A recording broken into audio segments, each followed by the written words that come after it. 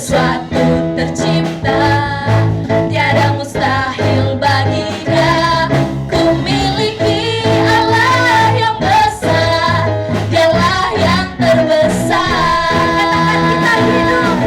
Kita hidup dalam kasih-Nya yang besar.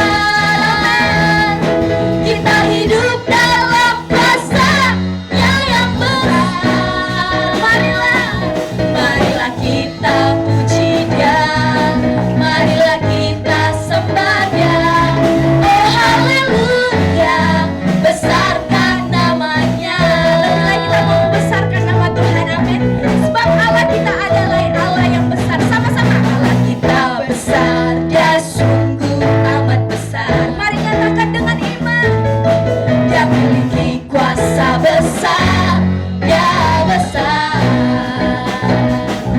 Segala sesuatu tercipta, tiada mustahil bagi Dia. Ku miliki Allah yang besar, Dialah yang terbesar. Tuhan nyatakan Allah kita besar, Allah kita besar, Dia sungguh amat besar. Kami bangga Tuhan, Dia memiliki kuasa besar, Dia besar. Segala sesuatu tercipta, tiada mustahil bagi Dia. Ku miliki Allah yang besar, Dialah yang terbesar. Sama-sama mari katakan, kita hidup dalam kasih-Nya yang besar. Kita hidup dalam kuasa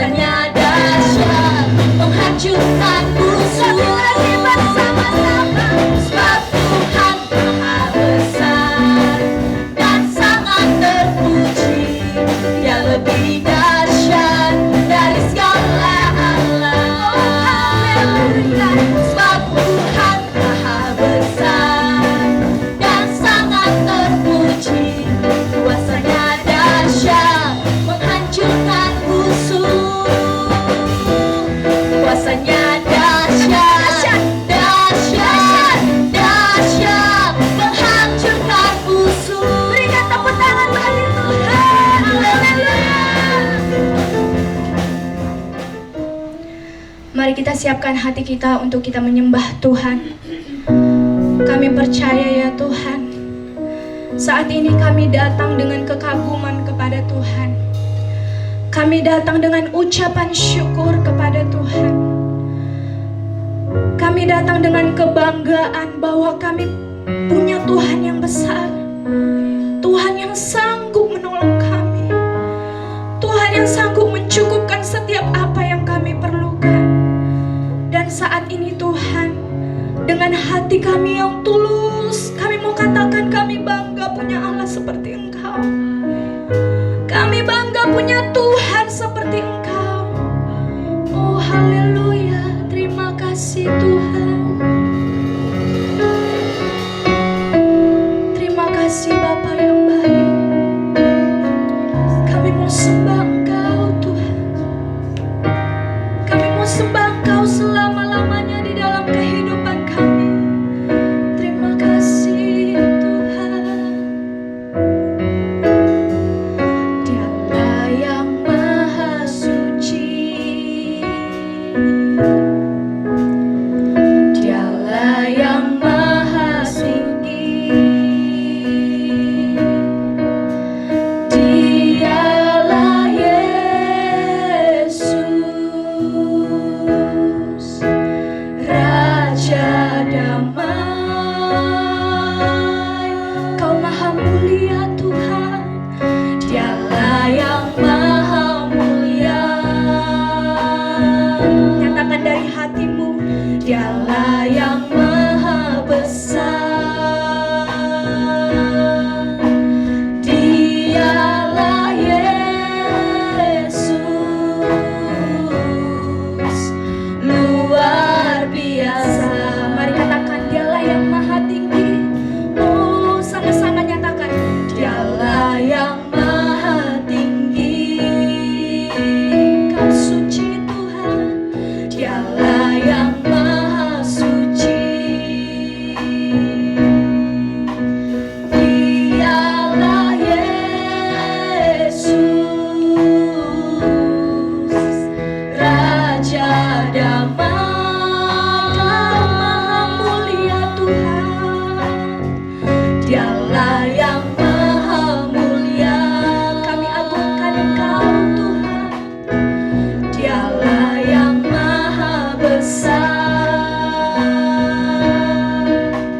Dialah Yesus, luar biasa. Mari dari hatimu sembah Tuhan. Oh, kami bangga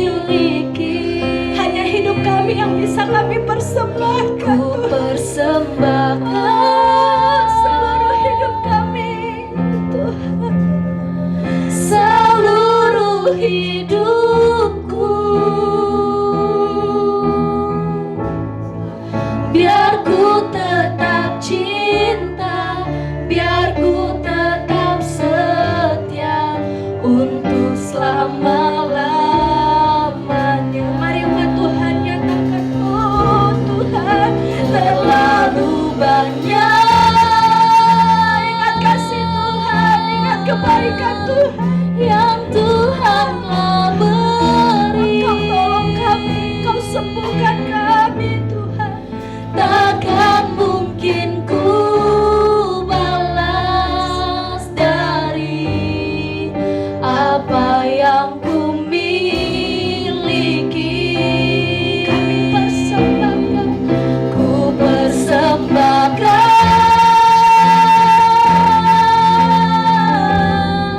seluruh hidupku, biar ku tetap cinta, biar ku tetap sama-sama kita bangkit berdiri dalam setia hadirat Tuhan. untuk Terima kasih, selama-lamanya. Terlalu banyak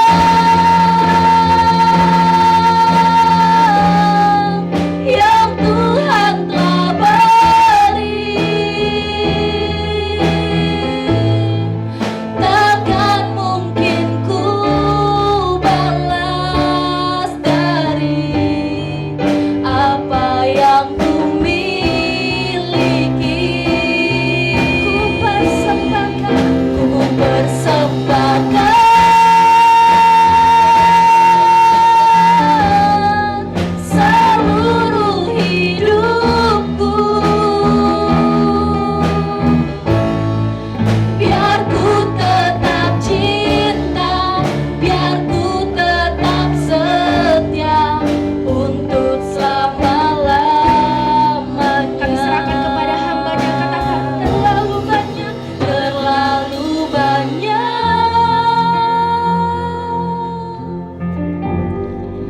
yang Tuhan telah beri. Takkan mungkin ku balas dari apa yang ku miliki. Ku persembahkan seluruh hidupku, biar ku tetap cinta, biar ku tetap setia untuk selama-lamanya. Biar ku tetap cinta, Biar ku tetap cinta, biar ku tetap setia untuk selama-lamanya. haleluya. Darah Yesus tutup bungkus kami pada saat ini. Tangan Tuhan yang berkuasa mencelikan mata rohani pada saat ini untuk kami mengerti akan firman-Mu. Darah Yesus sucikan kami untuk kami layak dan mengerti firman-Mu Tuhan. Kami mau tenggelam di dalam kasih-Mu dan anugerah-Mu Tuhan. Darah Yesus tutup bungkus tempat ini Tuhan Yesus, sehingga kami di cover oleh perlindungan dari darah-Mu Tuhan. Kami mau Tuhan bertumbuh di dalam pengenalan akan Allah. Kami mau bertumbuh di dalam mengasihi Tuhan. Kami mau hidup berkemenangan Tuhan Yesus, oleh karena darah Yesus yang telah menyucikan dan menguduskan kami. Kami hendak bersyukur kalau kami ada sampai dengan pada hari ini. Pemeliharaan Tuhan yang Tuhan berikan sepanjang minggu ini, kekuatan di mana kami boleh bekerja, kekuatan di mana kami boleh melalui hari-hari kami, penghiburan dan pertolongan yang daripada-Mu, yang selalu baru rahmat-Mu Tuhan. Kami ada di rumah-Mu untuk bersyukur, memuji dan menyembah-Mu melalui kehidupan kami. Kuduskan, ampuni kami Tuhan, dan kami siap mendengarkan firman-Mu.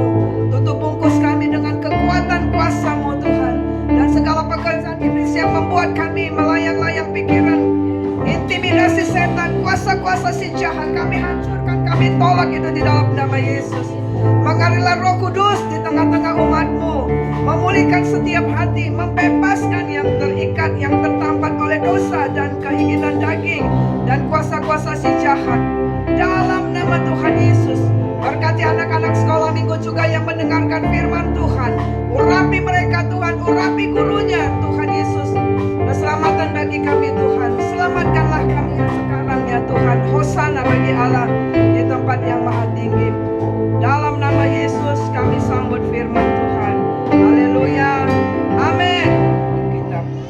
Hari ini kita mau belajar kembali saudara, supaya kita akan semakin dalam mengerti mengapa kita merayakan Paskah nanti, merayakan kembali pada hari Jumat ini, hari Minggu kebangkitan Kristus. Mengapa itu penting bagi orang Kristen? Apa manfaatnya itu? Apa itu? Nah, yaitu hari ini kita akan belajar mengerti artinya Paskah dengan mengerti apa itu Yesus Domba Paskah. Kami undang, kita akan bangkit berdiri bersama-sama saudaraku. Kita akan baca ayat firman Tuhan dari Keluaran pasal yang ke-12. Mari kita akan bangkit berdiri. Keluaran pasal yang ke-12, saudara. Keluaran 12 ayat pertama sampai dengan 11 tentang perayaan Paskah. Perayaan Paskah yang pertama, saudara, ya. Ya. Berfirmanlah Tuhan kepada Musa dan Harun di tanah Mesir. Bulan ini akan menjadi permulaan segala bulan bagimu. Itu akan menjadi bulan pertama bagimu tiap-tiap tahun. Katakanlah kepada segenap jemaah Israel, pada tanggal 10 bulan ini, diambillah oleh masing-masing seekor anak domba menurut kaum keluarga, seekor anak domba untuk tiap-tiap rumah tangga. Tetapi jika rumah tangga itu terlalu kecil jumlahnya untuk mengambil seekor anak domba, maka ia bersama-sama dengan tetangganya yang terdekat ke rumahnya haruslah mengambil seekor menurut jumlah jiwa. Tentang anak domba itu kamu buatlah perkiraan menurut keperluan tiap-tiap orang. Anak domba itu harus jantan, tidak bercela, berumur setahun. Kamu boleh ambil domba atau kambing. Kamu harus mengurusnya sampai hari yang ke-14 bulan ini. Lalu seluruh jemaat Israel yang berkumpul harus menyembelihnya pada waktu senja. Kemudian dari darahnya haruslah diambil sedikit dan dibubuhkan pada kedua tiang pintu dan pada ambang atas pada rumah-rumah di mana orang memakannya. Dagingnya harus dimakan mereka pada malam itu juga. Yang tanggang mereka harus makan dengan roti yang tidak berdaging serta sayur pahit. Janganlah kamu memakannya mentah atau direbus dalam air, hanya dipanggang di api, lengkap dengan kepalanya dan betisnya dan isi perutnya. Janganlah kamu tinggalkan apa-apa dari daging itu sampai pagi. Apa yang tidak sampai pagi kamu makanlah habis dengan api. Dan beginilah kamu memakannya, pinggangmu berikat, kasut pada kakimu, dan tongkat di tanganmu. Buru-burulah kamu memakannya. Itulah Paskah bagi Tuhan. Silakan duduk, saudara. Puji Tuhan, saudaraku yang terkasih dalam nama Yesus. Tema kita pada hari ini untuk mengerti tentang Paskah adalah perkataan di Alkitab yang dikatakan bahwa Yesus adalah anak domba. Saudara harus bisa menjelaskan ini kepada orang-orang di luar iman saudara. Apakah Yesus yang kita sembah itu pada waktu dia naik ke surga atau dia datang, atau waktu dia disalibkan berupa domba? Tentu tidak, ya. Nah, saudara yang terkasih dalam nama Yesus, Yesus adalah domba Paskah. Yang kita baca tadi itu adalah perkataan Yesus kepada Musa dan Harun pada waktu mereka ada di Mesir, sebelum matinya anak sulung di Mesir, saudara, ya.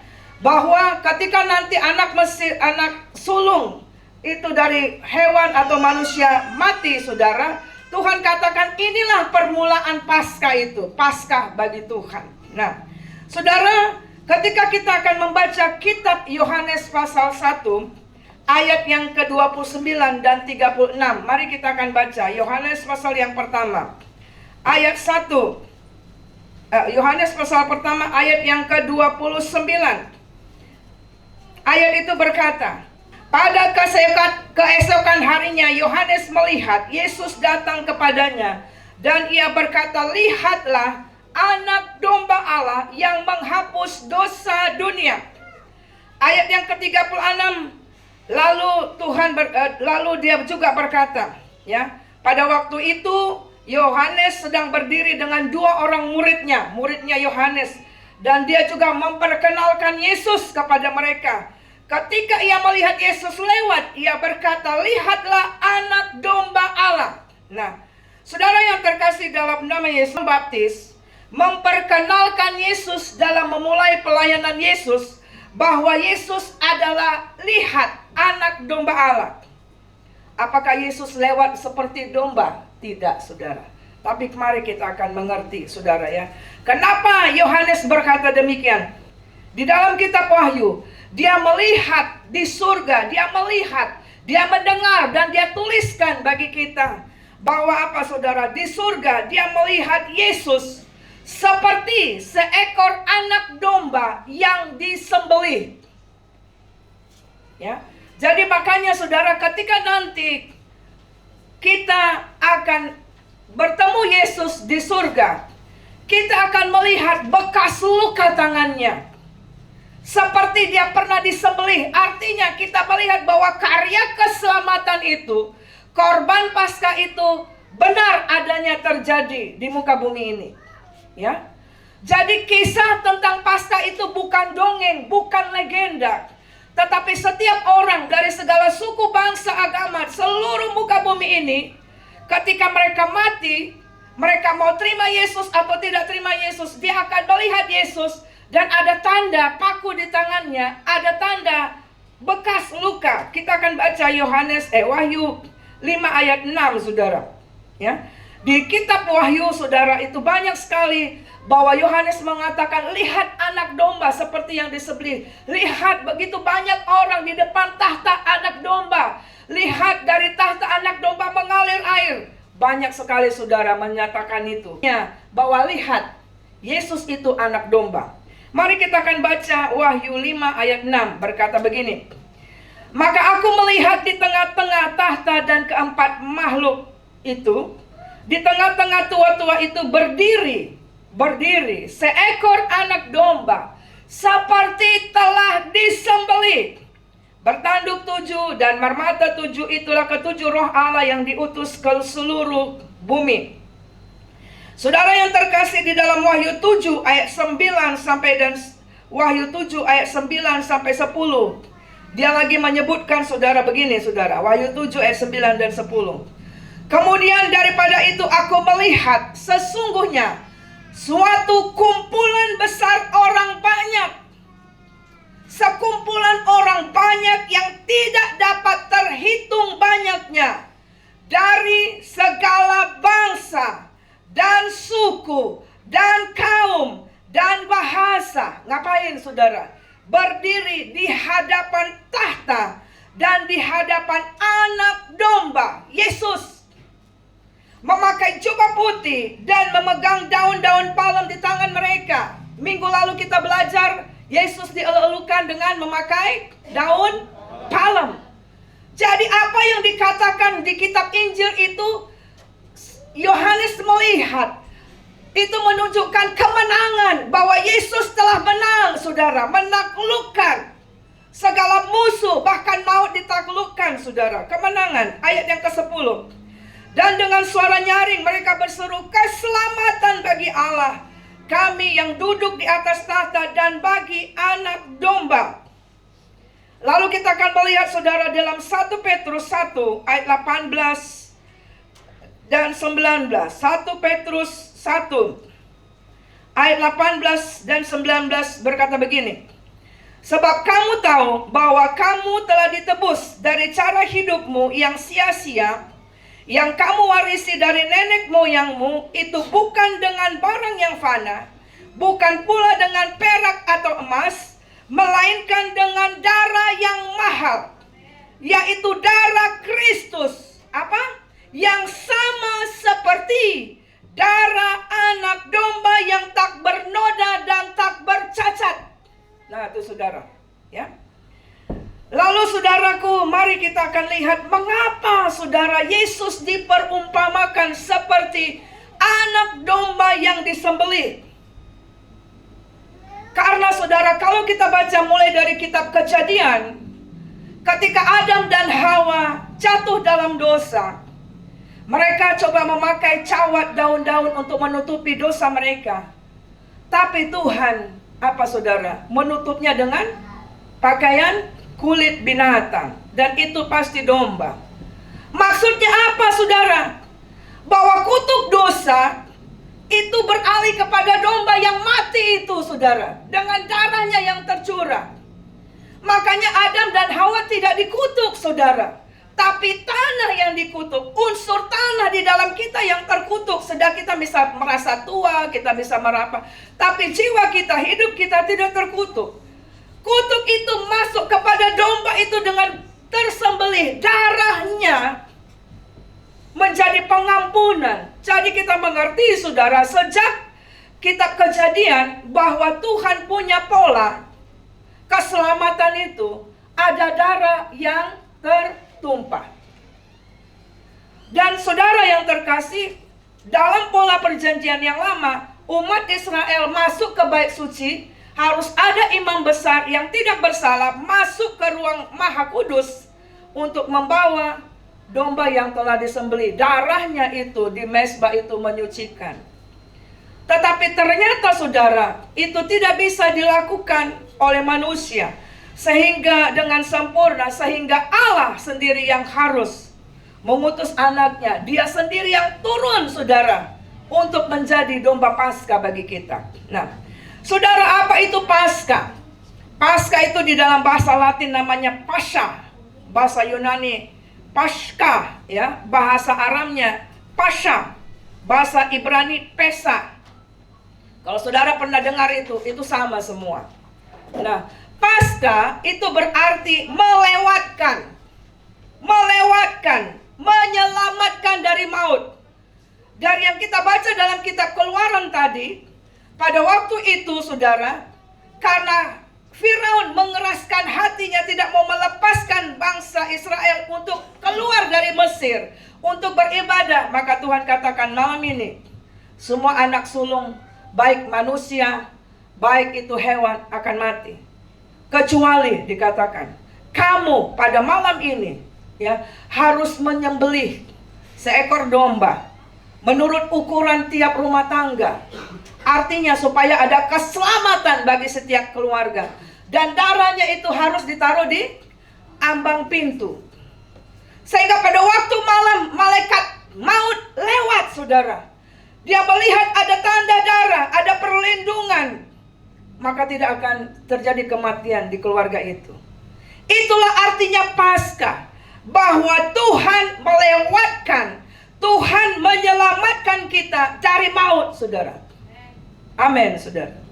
Ya, saudara, darah Yesus, kuasa darah Yesus, seperti pernah saya sampaikan kesaksian. Ketika keluarga itu, ketika saudara dan saya hidup di dalam Tuhan, ditebus dengan darah Yesus, dan itu ada tanda darah di rumah kita, maka saudara, ketika iblis setiap saat memberikan serangan-serangan di dalam keluargamu, itu tidak akan bisa masuk, saudara, karena ada tanda darah. Perlindungan Tuhan menyelamatkan kita, saudara. Nah, Keluaran pasal ke-12 ayat 12 sampai 14 itu fotonya, saudara. Jadi ketika ada tanda darah, malaikat maut yang pegang pedang, saudara, lewat dari tempat itu. Karena itu menunjukkan bahwa keluarga ini dalam lindungan Tuhan. Keselamatan, tanda darah anak domba, saudara. Nah, kenapa disebutkan darah Paskah itu adalah darah anak domba Allah? Ya. Paskah adalah satu-satunya yang mulai dari kitab Keluaran, perayaan yang dirayakan sebagai ketetapan turun-temurun, saudara. Kalau Natal tidak ada disebutkan di Alkitab harus dirayakan turun-temurun. Jadi kalau nggak dirayakan Natal juga nggak apa-apa, tapi Paskah harus. Yuk kita baca Keluaran 12 ayat 14. Keluaran 12 ayat 14 berkata begini. Keluaran 12 ayat 14. Hari ini akan menjadi hari peringatan bagimu. Kamu harus merayakannya sebagai hari raya bagi Tuhan turun-temurun. Kamu harus merayakannya sebagai ketetapan untuk selamanya. Makanya waktu kita perjamuan kudus, disebutkan inilah tanda bahwa kita memberitakan kedatangan Tuhan tentang kematian Yesus sampai Dia datang. Karena perjamuan kita mengingatkan apa? Ada darah Yesus yang tertumpah bagi keselamatan kita. Nah, saudara yang terkasih dalam nama Yesus, Paskah itu adalah darah anak domba yang tertumpah bagi kita untuk penebusan dosa. Berarti di situ ada domba yang harus disembelih. Darahnya menjadi tanda dan dilewatkan oleh malaikat maut, saudara. Paskah, next, itu adalah peringatan, Keluaran 34 ayat 18, bahwa bangsa Israel harus keluar dari tanah Mesir. Mari kita akan baca Keluaran 34.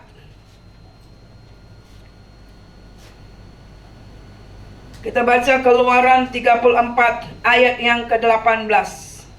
Kita baca sama-sama. 1, 2 yang. Hari raya roti tidak beragi haruslah kau pelihara. 7 hari lamanya engkau harus makan roti yang tidak beragi, seperti yang kuperintahkan kepadamu pada waktu yang ditetapkan dalam bulan Abib. Sebab dalam bulan Abib itulah engkau keluar dari Mesir. Nah, Paskah berbicara bahwa Tuhan melewatkan bangsa Israel dari kematian, dari kejaran Firaun, saudara. Harus keluar dari Mesir. Untuk apa, saudara? Keluaran 11 ayat 24 sampai dengan 26. Tuhan perintahkan Musa untuk membawa bangsa Israel keluar dari Mesir. Untuk apa? Pergi keluar untuk beribadah kepada Allah. Karena selama ini mereka di Mesir, begitu banyak ilah-ilah di sana yang mereka sembah. Jadi alasan kenapa orang Mesir harus keluar adalah supaya mereka boleh bersama dengan seisi keluarganya dan harta bendanya dibawa keluar dari Mesir untuk dapat beribadah kepada Allah yang satu itu. Allah El Shaddai, Allah Yahweh, Allah Elohim. Nah, saudara yang terkasih dalam nama Yesus, di sini kita akan mengerti, saudaraku, bahwa konsep yang namanya Paskah itu sedang berbicara bahwa kita bersama seisi keluarga dan harta benda harus dibawa kepada Yesus untuk beribadah. Karena kalau kita baca Keluaran pasal 11 itu, si Firaun berkata begini, yang pergi bapak-bapak saja, anak-anak sama apanya tinggal aja. Enggak bisa, kami harus seisi keluarga kami. Oke, tapi kalian punya kambing domba harus tinggal. Tidak bisa. Kami harus bawa semuanya itu karena mereka tinggal di tanah Gosen, ya, di Mesir. Harus kami bawa semua. Itu pola ibadah yang benar, saudara. Bahwa ketika kita datang kepada Tuhan, kita diselamatkan, kita seisi keluarga dan seluruh harta benda itu harus dibawa untuk memuliakan Tuhan. Amin, saudara. Ya. Nah, lalu saudara yang terkasih dalam nama Yesus, minggu lalu kita belajar ketika Yesus masuk ke Yerusalem, itu adalah tepat tanggal 10 bulan Nisan. Kalendernya Yahudi. Kalau kalendernya kita, itu di bulan Maret, April. Makanya Paskah itu di Maret, April. Biasanya bergeser di situ, ya. Seekor anak domba menurut kaum keluarga, tiap rumah tangga, domba jantan, tidak bercela, dikurung sampai hari ke-14 bulan Nisan. Itu ketentuan Paskah dari Tuhan. Dan saudara, mengapa Yesus disebutkan domba Paskah? Karena semua ini digenapi oleh Tuhan kita. Nah, saudara, 3 hal pada Paskah pertama yang digenapi Yesus. Yang pertama disebutkan di situ, anak domba itu harus jantan. Makanya Allah itu ketika dia turun menjadi manusia, menjadi seorang wujud laki-laki. Kenapa saya sebut bilang itu? Karena sekarang ada pengajaran gereja yang baru menyebutkan Allah ibu. Dari Korea, saudara, ya. Allah ibu. Enggak, Tuhan bilang jantan. Mengapa? Karena nanti hanya pria pada waktu itu yang bisa berdiri di bait Allah untuk mengajar. menjadi imam, saudara. Lalu dikatakan dikurung tanggal 10 Nisan, dan anak domba yang tidak bercacat disembelih tanggal 14 Nisan pada waktu senja. Nah, mari kita akan lihat, saudara. Keluaran 12 ayat 3 dan 6 di situ disampaikan pada Paskah pertama diingatkan bahwa kau pilih anak domba, kau pilih tepat tanggal 10. Dan itu harus dikurung sampai tanggal 14 Nisan. Penggenapannya apa, saudara? Penggenapannya di dalam Lukas 19 ayat 1 sampai dengan 10, saudara. Yesus masuk ke Yeriko, saudara. Yesus masuk ke Yeriko, dan lalu di situ dikatakan dia pergi singgah ke rumah Sakeus. Dan di Yeriko juga ada peristiwa Yesus menyembuhkan orang yang buta. Di antaranya namanya Bartimeus. Itu di dalam Markus 10 ayat 46 sampai dengan 52. Jadi ketika Yesus di dalam Yohanes 12 ayat 1 dengan 8, Yesus datang ke Betania 6 hari sebelum Paskah. Jadi peristiwa sebelum Yesus naik ke kayu salib itu 6 hari. Ya, sampai dengan nanti tanggal 14 Nisan, Yesus nggak kemana-mana. Di sekitar situ aja, saudara. Apa yang dia lakukan? Pergi ke rumah Sakeus, menyembuhkan Bartimeus, terus apa, saudara? Membangkitkan Lazarus. Yesus dielu-elukan di Yerusalem. Lalu Yesus diurapi, saudara. Kita lihat perjalanan Yesus yang dikatakan dikurung sampai dengan tanggal 14. Inilah perjalanannya. Next slide, saudara. Jadi mulai dia masuk ke Betani, saudara, ke Betfage, ya. Lalu dia pergi dari Betani kemudian ke Betfage, nanti di situ ada Yeriko, sampai nanti kemudian ada Getsemani, itu seputar itu, saudara, sampai ke Yerusalem. Nah, yang kedua, saudara, yang digenapi adalah disebutkan di situ anak domba yang tidak bercacat. Keluaran 12 ayat 5. 1 Korintus 5 ayat 7b di situ dikatakan bahwa Yesus disembelih tapi dia tidak bercacat dan bernoda. Kalau kita melihat, saudara, peristiwa sebelum Yesus disalibkan, dia menderita. Disembelih itu artinya menderita, ya kan? Sakit kan? Kena pisau disembelih.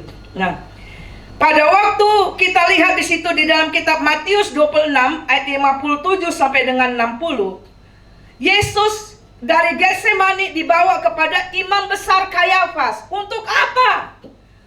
Untuk diteliti. Ini Yesus ini bersalah, membuat umat menjadi tersesat. Ya, diambillah saksi palsu. Kenapa, saudara? Karena tidak didapati kesalahan, jadi perlu saksi palsu. Tapi ternyata nggak dapat. Lalu yang kedua kita lihat, saudara, kita baca nih Yohanes 19 ayat 4. Lalu Yesus dibawa kepada Pontius Pilatus dan Herodes. Jadi 3 kali Yesus diperiksa untuk menemukan kesalahannya. Sampai-sampai istri dari Pilatus mimpi, ya kan? Sampai dia bilang, jangan ambil alih dengan orang ini. Aku didatangi malaikat tadi malam, gelisah. Nah, mari kita akan baca Yohanes 19 ayat 4, sudah. Pilatus keluar lagi dan berkata kepada mereka, lihatlah, aku membawa dia keluar kepadamu supaya kamu tahu bahwa aku tidak mendapati kesalahan apapun padanya. Jadi Yesus disalib bukan karena berdosa. Dia menggenapi yang disebutkan anak domba yang tidak bercacat, saudara. Dia menanggung dosa, menjadi dosa karena kita, bukan karena dia berdosa, saudara. Karena pengujian dari imam besar Kayafas, Pontius Pilatus, Herodes, di situ dikatakan dia tidak bersalah. Tidak ada satu alasan yang membuat dia harus tergantung di kayu salib, hanya karena untuk menebus saya dan saudara dunia ini, penebusan dosa. Nubuat Yesaya 53 ayat 9 berkata apa? Mari kita akan baca. Orang menempatkan kuburnya di antara orang-orang fasik, dan dalam matinya ia ada di antara penjahat-penjahat, sekalipun ia tidak berbuat kekerasan dan tipu tidak ada dalam mulutnya. Tetapi Tuhan berkehendak meremukkan dia dengan kesakitan. Apabila menyerahkan dirinya sebagai korban penebus salah, ia akan melihat keturunannya, umurnya akan lanjut dan kehendak Tuhan akan terlaksana olehnya.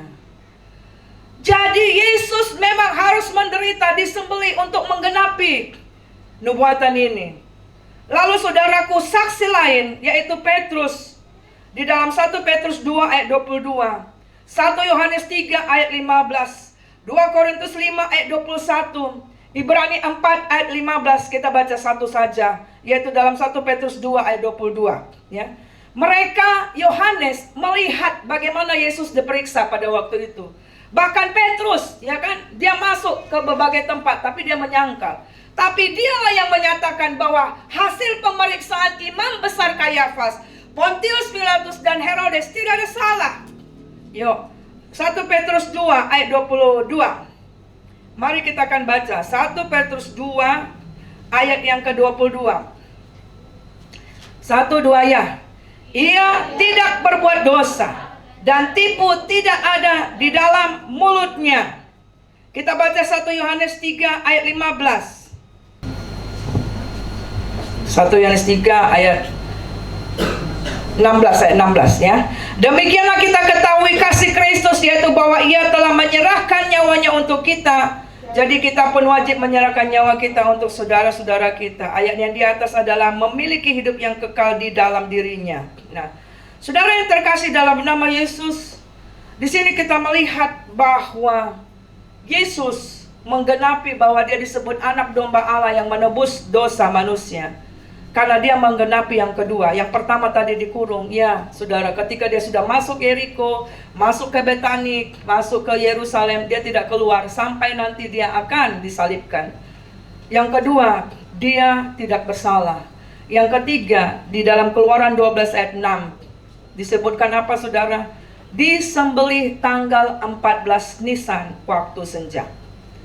Penggenapannya adalah saudara, dalam Lukas 22 ayat 7 sampai dengan 8, ketika Yesus mengatakan kepada murid-muridnya persiapan Paskah, itu adalah dilakukan tanggal 14 Nisan. Baru nanti kita akan lihat Yesus meninggalnya waktu senja. Jam berapa Yesus meninggal? Jam 3 sore. Senja, saudara. Ya, anak domba disembelih. Yesaya 53 ayat 7. Anak domba, dia seperti anak domba yang dibawa ke pembantaian dan dikatakan dia tidak buka mulut. Waktu Yesus diperiksa, waktu Yesus ditampar, dipukul, dia tidak buka mulut. Karena sudah dikatakan di sana. Bukan karena dia mau membela diri, tidak saudara. Kisah Rasul 13 ayat 8, Kisah Rasul 13 ayat 8 dikatakan, Mesias itu harus menderita. Itulah yang dibantai. Harus disembelih, ya.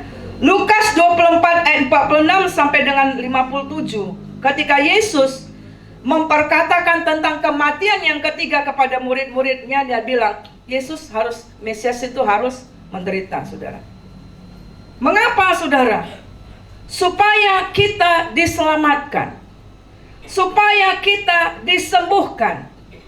Nah, Yesus mati jam 15 petang. Saudara perhatikan di sini, nanti akan saya lebih jelas lagi pada tanggal hari Jumat menjelaskan bahwa kalender kita dengan kalendernya Israel itu beda, saudara, ya. Kalau mereka itu bulan Nisan itu adalah permulaan tahun bagi mereka. Kita jatuhnya di bulan Maret, April, ya. Nah, perhatikan di sini, saudara, coba tampilkan itu.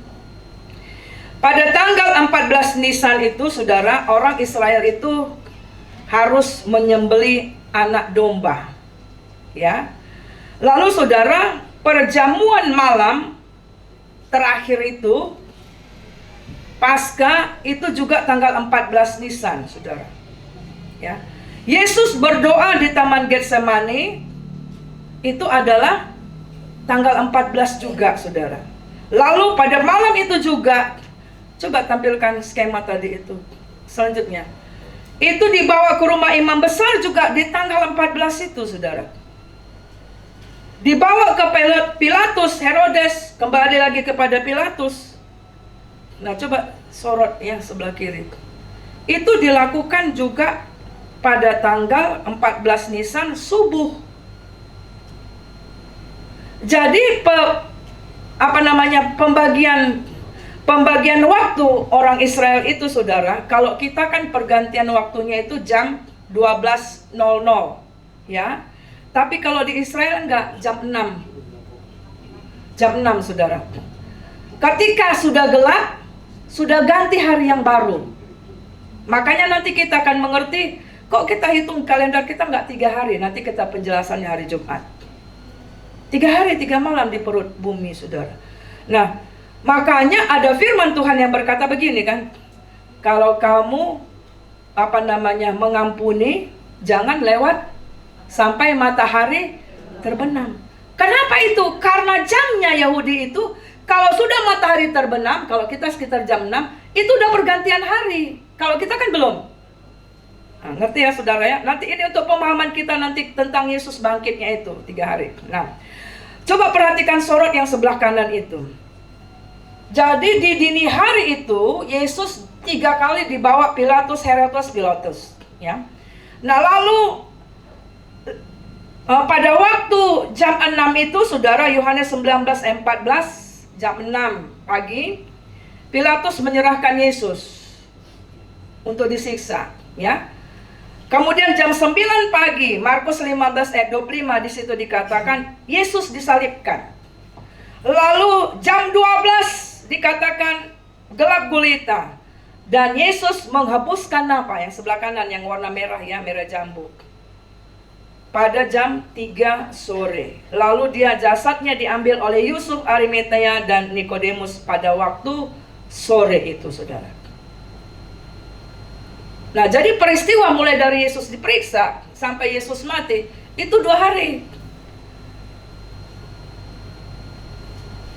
Nah, jadi di sini kita mengerti, saudara, mengapa disebutkan Yesus anak domba Allah. Dia menggenapi 3 kriteria ini, ya. Nah, Yohanes 1:29-36 tadi dikatakan, Yohanes berkata, lihatlah anak domba Allah yang menghapus dosa dunia. Lalu kita baca tadi Wahyu 7:9, Yohanes berkata, dia melihat di surga ada sekumpulan besar orang banyak yang dikatakan tidak dapat terhitung, dari berbagai suku, bangsa, agama, kaum bahasa di muka bumi ini, berdiri di depan tahta anak domba itu, saudara. Untuk apa? Dihakimi, atau juga mendapat mahkota, juga kehidupan kekal atau kematian kekal, saudara. Nah, kita baca yang terakhir 1 Korintus 15 ayat 54 dan 55. Mari kita akan baca. Dan sesudah yang dapat binasa ini mengenakan yang tidak dapat binasa, dan yang mati ini mengenakan yang tidak dapat mati, maka genaplah firman Tuhan yang tertulis, maut telah ditelan dalam kemenangan. Hai maut, di manakah kemenanganmu? Hai maut, di manakah sengatmu? Sengat maut ialah dosa, dan kuasa dosa ialah hukum Taurat. Nah, jadi saudaraku yang terkasih dalam nama Yesus, Yesus anak domba Paskah menghapus dosa dunia. Dia membawa kemenangan dengan apa, saudara? Maut juga yang terakhir dikatakan dikalahkan. Makanya ketika seseorang itu terima Yesus sebagai Tuhan dan Juru Selamat, jasadnya memang akan mati kembali kepada tanah, tapi rohnya akan hidup kekal, saudara. Asal akhir hidupnya tetap dalam Tuhan. Tapi kalau orang itu tidak mau percaya Yesus, dia mau nggak mau pasti akan ketemu Yesus di sana, di kekekalan. Tapi sudah terlambat. Kita nggak bisa berdoa buat orang itu, udah mati, nggak bisa mengubah posisi, nggak bisa mengubah dari api neraka lompat 1000 kali didoakan, ya kan? Kan itu ada tradisi kan, doa 100 hari, doa 1000 hari. Itu tidak akan mengubah posisi orang yang sudah mati. Yang saudara doakan adalah orang yang hidup, keluarganya itu didoakan. Yang sudah mati jangan doakan. Gak ada di Alkitab bilang begitu, ya. Dan di situ dikatakan sengat maut, akibat dosa adalah maut, itu ditelan dalam kemenangan Yesus di kayu salib. Nah, saudara yang terkasih dalam nama Yesus, makanya ketika kita akan merayakan Paskah nanti, saudara, bulan ini, di hari Jumat ini, kebangkitannya hari Minggu ini, saudara, kita mengerti bahwa itu nggak main-main, saudara. Jadi makanya, saudara, saya mengajak semua teman-teman, kalau kita beribadah, beribadahlah sungguh-sungguh, saudara. Karena Tuhan hadir, Dia melihat, Dia mencatat, Dia mengukur kita, saudara. Kesungguhan kita. Makanya waktu kita tahu jam berapa ibadah, datang lebih awal, saudara. Persiapkan diri lebih awal. Melayani atau tidak melayani, datang sebelum waktunya. Waktu memuji menyembah Tuhan, berdoa menyembah Tuhan. Karena kita bukan hanya seremonial, saudara, tapi kita mengerti bagaimana Yesus telah mati bagi kita di kayu salib, saudara. Kalau Tuhan tidak mati bagi kita di kayu salib, semua sia-sia, saudara. Semua sia-sia. Tidak ada arti hidup kita, saudara. Jadi kalau kita sudah ditebus dengan darah Yesus, tapi hidup kita sebagai seteru salib Kristus, berarti kita sedang mempermainkan Tuhan. Kita ada di luar Tuhan. Ayo jemaat Tuhan yang kami kasih dalam Tuhan, apakah hidup kita yang sudah ditebus dengan darah Yesus, sudah hidup dalam kekudusan kah? Sudah hidup dalam takut akan Allah kah? Keluargamu sudahkah dibawa di dalam Tuhan? Apakah kita sudah ada hati yang rindu untuk selalu berdoa, beribadah dengan benar? Apa motivasi kita melayani? Apa motivasi kita memberi persembahan kepada Tuhan? Itu karena syukur kita bahwa kita nggak bisa balas. Ya, kita mengerti ketika kita memberi persembahan, kita tahu ada Yesus melihat loh, saudara. Itu ada ayatnya kan? Waktu kita memberikan persembahan, Tuhan kasih lihat, apakah yang kamu berikan itu yang terbaik atau enggak. Makanya jangan sekali-sekali beri yang tidak baik, yang dicoret-coret lah, yang kusam lah. Jangan, saudara. Kalau kita mau pulang kampung aja, kita mau pesta, kita cari uang yang bagus-bagus, yang tegang-tegang, yang harum-harum. Berilah yang terbaik. Persiapkan persembahan anak-anak jauh sebelumnya. Amin, saudara. Ya. Jangan waktu mau persembahan dikorek-korek, mana ini kan gitu. Itu kita nggak menghargai Tuhan. Lalu bagaimana kita menguduskan rumah ibadah, saudara? Karena Tuhan lihat, saudara. Tuhan lihat. Di sini Tuhan sedang melihat saudara. Saudara sedang dengar firman atau pikiran melayang-layang. Tuhan jawab, saudara, Tuhan dengar. Nah, saudara yang terkasih dalam nama Yesus, marilah kita akan persiapkan diri untuk perayaan Paskah nanti pada hari Jumat ini. Untuk kita mengerti, hidupku ini berarti karena Tuhan. Aku bisa bergerak, aku bisa hidup karena Tuhan. Rezeki itu karena Tuhan, kekuatan itu karena Tuhan. Aku bisa berkeluarga itu karena Tuhan. Semua karena Tuhan, saudara. Yesus harus menjadi pusat. Bahkan kalau teman-teman ikut pengajaran yang setiap pagi yang sudah selesai kitab Yeskiel, bahkan Tuhan sudah mengasih tunjuk yang namanya Yohanes 14 ayat 6 itu, saudara. Tuhan katakan, jangan gelisah hatimu, karena apa? Di rumah Bapakku banyak tempat tinggal. Kitab Yeskiel dikasih tunjuk, saudara, berapa tingkat, berapa ukurannya, bagaimana layoutnya, bagaimana bahan-bahannya nyambung kepada wahyu. Wah, saudara. Saudara yang terkasih dalam nama Yesus, kalau kita mengerti siapa Tuhan yang kita sembah, kenapa kita tidak mau berdoa? Bahwa Allah yang kita sembah adalah Tuhan. Kenapa kita masih tidak percaya kepada Dia? Mengapa kita percaya lagi masih kepada percaya yang lain? Kalau Yesus adalah Tuhan, Dia yang menyelamatkan kita, kenapa kita cari keselamatan juga dari yang lain? Kenapa kita cari berkat lagi di luar yang lain, saudara? Itu sama dengan kita hidup sebagai seteru salib Kristus. Mari kita bangkit berdiri. Tim akan Allah halus menjadi domba Paskah yang disembelih untuk penghapusan menebus dosa kita.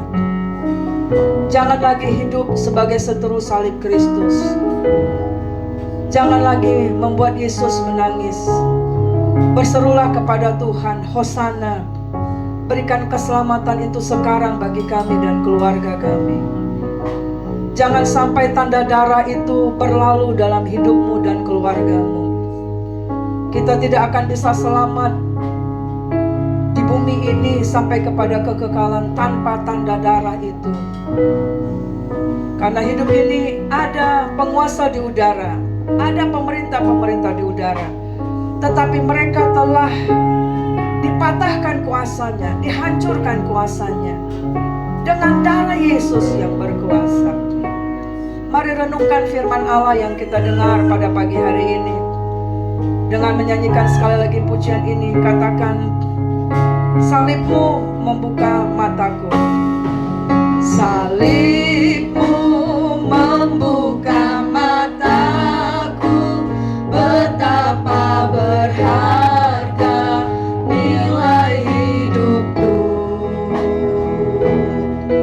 Menanggung semua dosaku, berikan hidupmu menggantikan diriku.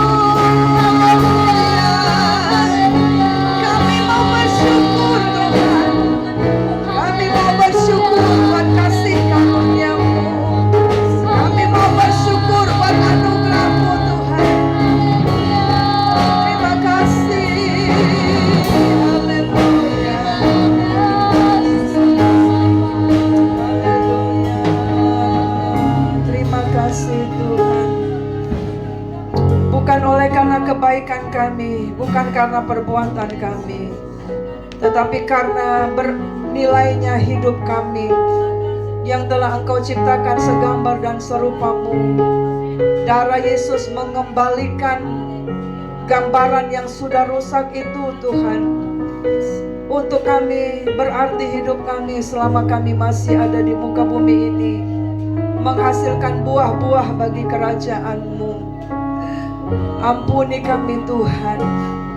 Kuduskan kami, Tuhan Yesus. Tolong kami, Tuhan, menghargai makna darah yang mahal yang terkorban bagi kami. Menjadi bapa, menjadi suami yang takut akan Allah, menjadi istri, menjadi ibu yang takut akan Allah, menjadi anak-anak yang hidup di dalam takut akan Allah, menjadi pelayan-pelayan Tuhan, jemaat Tuhan yang takut akan Allah. Tuhan Yesus, Engkau telah menebus hidup kami. Tolong kami tidak berbuat dosa lagi. Tolong kami tidak kompromi dengan dosa lagi. Tolong kami berkata tidak terhadap dosa. Tolong kami menyenangkan akan hati Tuhan dalam hidup kami. Tolong kami beribadah dengan benar, Tuhan. Tolong kami memuji dengan menyembah Tuhan dengan benar, melayani dengan benar, Tuhan. Memberikan yang terbaik buat Tuhan. Terima kasih Tuhan buat kasih setia-Mu. Terima kasih Tuhan, Engkau boleh disembelih menderita oleh karena kami, Tuhan. Supaya kami ketika kami menderita, kami tidak menjadi putus asa. Karena kami pasti akan berkemenangan dan mendapatkan ketenangan menanggung semuanya. Terima kasih Tuhan. Terpujilah nama-Mu. Dalam nama Yesus kami syukur dan